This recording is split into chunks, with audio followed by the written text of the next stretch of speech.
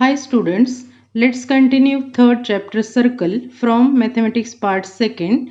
I hope all of you are ready with pen and paper. Now initially let's think over this question. See, how many points will a line in a plane intersect with a circle in the same plane? You think over this question. After thinking over it, we find first possibility in which line does not intersect circle in a plane. See here line L does not intersect this circle with center A.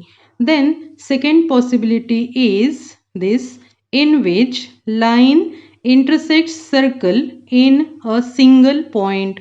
That means line and circle both have a single common point. See here in this figure, line M touches this circle in a single point R. Okay. In this case, this line M is called tangent of a circle. Okay. Then third possibility is, see, when a line intersects circle in two distinct points. See in this figure, line N intersects this circle with center C in two distinct points P and Q. In such case, this line is called secant of a circle. Now let's see definition of tangent and secant. So, see definition of tangent. In a plane, if a line intersects a circle in one and only one point, then a line is called tangent of a circle. See here, just we have seen this figure. This line M is a tangent to this circle with center B, and the point common to both line and circle is called point of contact. See here, this point R is common to both circle and line. So here it is called point of contact. So you keep in mind this concept of tangent of a circle and point of contact. Now let's move to definition of secant. See, a line in a plane which intersects circle in two distinct points is called secant of a circle. See in this figure, this line N intersects circle with center C in two distinct points P and Q. So here this line N is secant of this circle.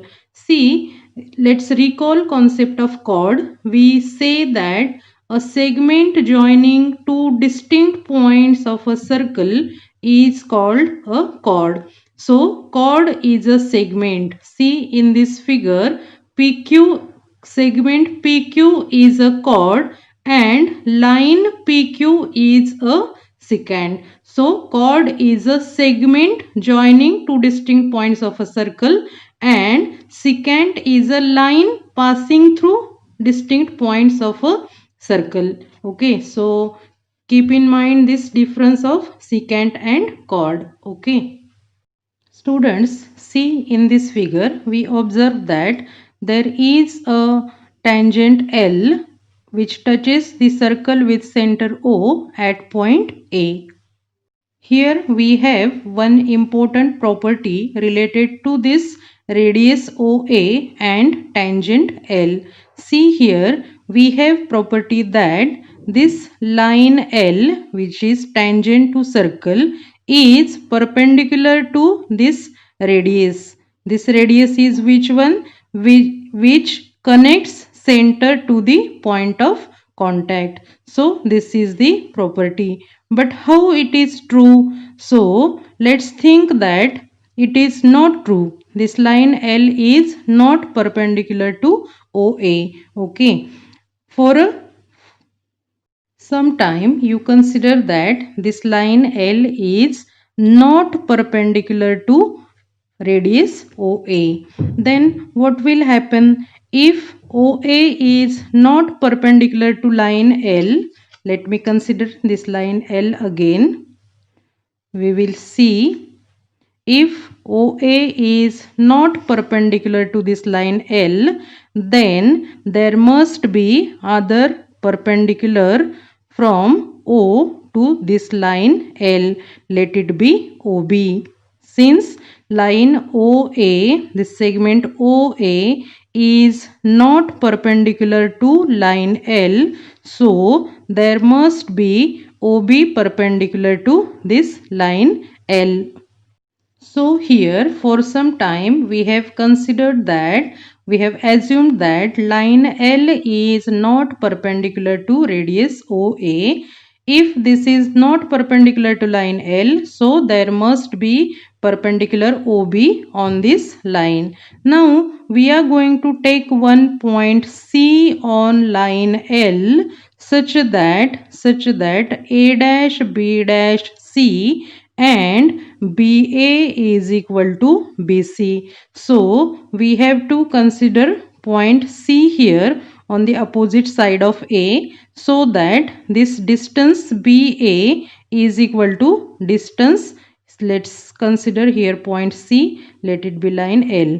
So this distance BA is equal to distance BC, and let's join points O and C. Okay, so with this construction we have two triangles formed here. So triangle OBC and triangle OBA.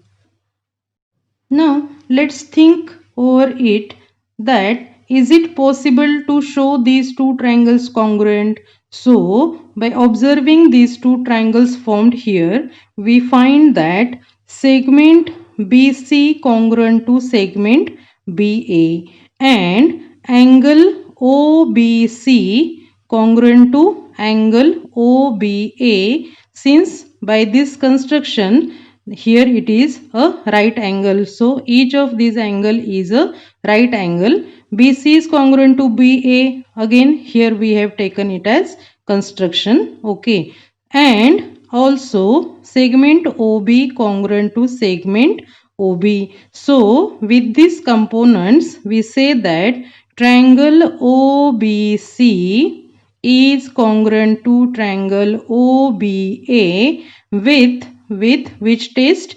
SAS test, side angle side test. By SAS test these two triangles are congruent, and with this congruency of these two triangles we find that their corresponding sides, side OA and side OC, are also congruent. So we have OC is equal to OA. But from this you get one important point here.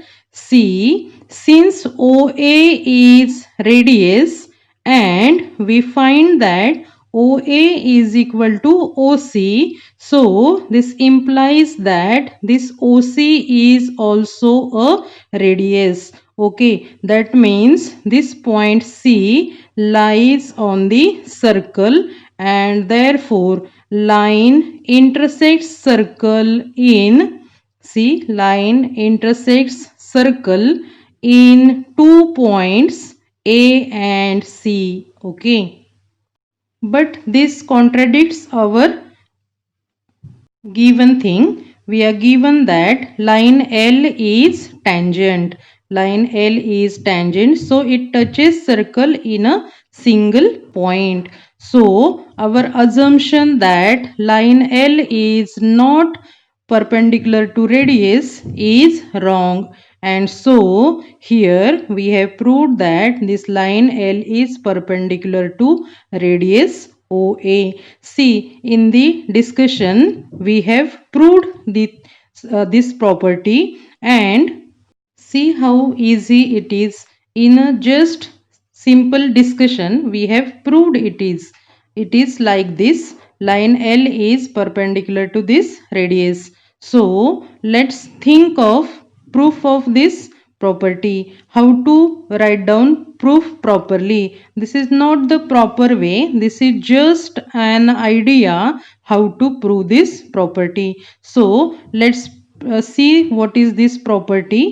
This property is called tangent theorem. So this is the theorem called tangent theorem. Just we have proved in the previous discussion this property. So let's see statement of this theorem. A tangent at any point of a circle is perpendicular to the radius at the point of contact. Now we have to write this proof in a perfect presentation with mathematical language properly. This is just an idea. You may say it as a theme. Okay, with this theme we are going to represent this proof properly.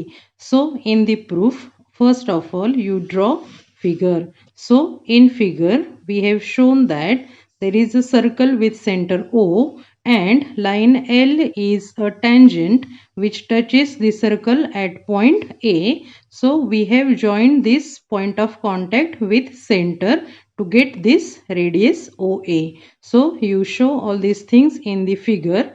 Then you write down given things. So in every theorem we must know what to prove and what is given. So from this statement we are given that a line L is a tangent to the circle with center O at the point of contact A. Then you write down to prove. Here we have to prove that line L is perpendicular to radius OA. See, in the proof you must know that this is method of indirect proof we have used here. In the indirect proof method we assume that the to prove thing is not like that, okay, and then you find some contradiction there and you prove the result. So here we are using indirect proof method. So in the proof you assume that line L is not perpendicular to segment OA. Okay, that means we have to assume that this to prove thing is not there. So we have assumed that line L is not perpendicular to segment OA. And so suppose there is segment OB perpendicular to line L. Of course, this point B is not same as point A. Now, you show these things in figure. So, in the figure, since OA is not perpendicular to this line L, we can draw OB perpendicular to line L. And now, take a point C on line L such that A dash B dash C and BA is equal to BC. That means, see here, up to this step we have written the proof up to this discussion. Okay, up to this discussion of this theme. Okay. So students, up to this step you observe that how we have represented the steps properly using mathematical language here. Okay. Now to the next step we have to write down this discussion. We have to show these two triangles congruent. Okay. Then you write down in triangle OBC and triangle OBA we have segment BC congruent to segment BA. You write down here reason by construction. Okay, then angle OBC congruent to angle OBA since each is a right angle. You write reason here. Then segment OB congruent to segment OB which is a common side, and therefore triangle OBC congruent to triangle OBA. This is by SAS test of congruency. So up to this point we have completed theme up to this point. Okay.